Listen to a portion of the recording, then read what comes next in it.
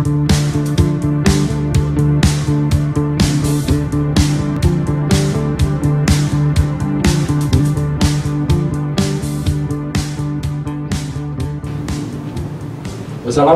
warahmanallahi wabarakatuh. Sahabat Strabis TV, kita ketemu lagi dalam rubrik tempo hari. Sekarang ini kita coba mengupas mengenai kelanjutan mengenai kualitas ya, mengenai manajemen kualitas Pak Arif. Di samping saya ada Pak Arif. Nah, kenapa nih Pak Arif harus manajemen kualitas nih Pak? Oke. Nah, jadi gini Pak Edi ya, yang kalau kita melanjutkan pembicaraan yang lalu mengenai kualitas gitu ya, manajemen kualitas, paling tidak ada beberapa alasan kenapa manajemen kualitas ya, baik itu terhadap produk ya, ataupun sebuah jasa itu sangat penting. Iya.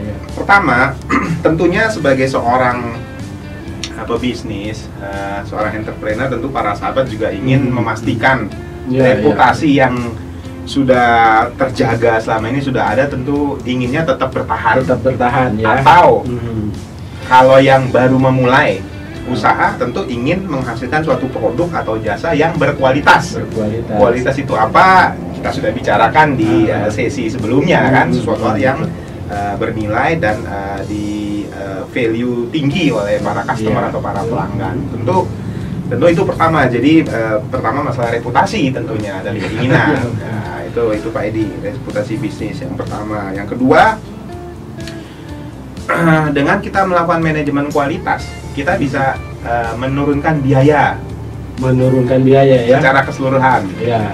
Mungkin para sahabat bingung hubungannya apa kok melakukan kualitas, manajemen kualitas, bukankah justru akan membutuhkan biaya, bukankah akan berarti pemasukan bersih menjadi berkurang. Nah, penjelasan singkatnya sih seperti ini sebenarnya.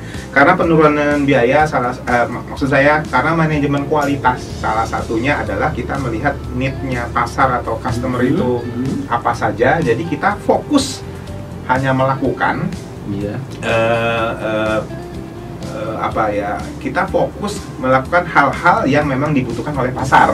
Jadi singkat cerita misalkan kuliner misalkan. Ya kita misalkan punya kemampuan membuat cake. Nah, cake yang varian seperti apa saja yang dibutuhkan ya kita fokus ke sana sehingga kita tidak membuang biaya dan tenaga serta waktu ke varian-varian yang tidak diserap oleh pasar atau pelanggan. Itu yang dimaksud dengan secara keseluruhan nanti akan menurunkan biaya.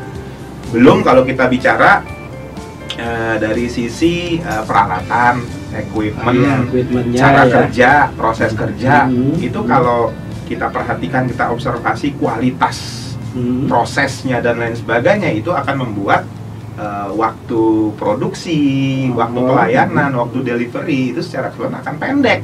Kalau pendek itu kan berarti kita bisa menghasilkan produk lebih banyak atau menghasilkan jasa yang lebih banyak.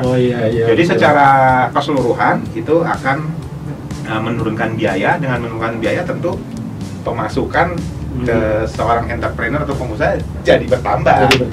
Jadi konsepnya seperti itu. Kenapa penting kita melakukan manajemen kualitas? Jadi sudah dua tuh Pak Edi tuh. Jadi apa tadi? Yang pertama reputasi. Yang kedua bisa menurunkan biaya secara keseluruhan. Dan satu lagi yang ingin saya sampaikan, karena dengan adanya penurunan biaya tadi, tapi kita tetap mempertahankan kualitas, jadi biaya turun, kualitas kita bisa pertahankan, itu tentu produk kita akan terus dicari orang. Kesempatan kita untuk ekspansi pasar. Dan itu juga bisa memenuhi keinginan dari pasar ya, konsumen kita ya gitu. Nah saya juga, nah ini karena saya dulu pernah bergelut dalam bidang kuliner ya, dalam kuliner Pak Arif. Jadi saya pun juga udah menerapkan mengenai, nggak tahu apakah ini manajemen kualitas ya yang saya sebutkan gitu. Saya coba membuat satu rule untuk dari mulai penerimaan order sampai proses sampai dengan menyuguhkannya juga dan kita coba cek mengenai peralatannya gitu kan. Nah kadang-kadang kan kalau seandainya kita masih tradisional, peralatan masih seadanya Pak ya, yang bisanya misalkan kita harus membuat bumbu, itu bumbu digerus aja gitu kan. Coba aja bayangkan gitu Pak. Nah itulah, jadi sebetulnya sahabat, nah ini kenapa kita harus coba menerapkan manajemen kualitas gitu. Jadi kita pun juga selain untuk menjaga pelanggan-pelanggan kita tetap puas ya Pak ya, dan kita pun juga bisa menekan produksi, menekan biaya produksi. Ya. Kalau produksinya jangan ditekan. Nah, kalau pasar masih diserap, ya itulah.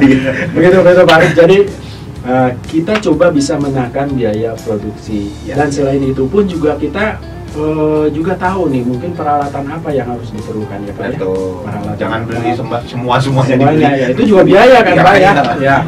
Ya itulah sahabat, tadi kita sudah coba berbincang dengan Pak Arif nih mengenai kenapa harus dengan manajemen kualitas ya. Jadi para entrepreneur yang ingin coba membuat satu bisnis yang lebih matang, nah itulah dengan tahapan-tahapan seperti itu mungkin bisa sebagai suatu masukan nih untuk para sahabat. Untuk itu saya undur diri karena nanti kita coba ulas lagi nih mengenai manajemen kualitas ini, dan jangan lupa silahkan lihat di strategi.com atau strategi dan bisnis.com ya. Itu aja Pak Arif ya. Nanti kita coba kupas lagi untuk itu. Terima kasih Pak Arif. Sama-sama Pak Edi. Ya.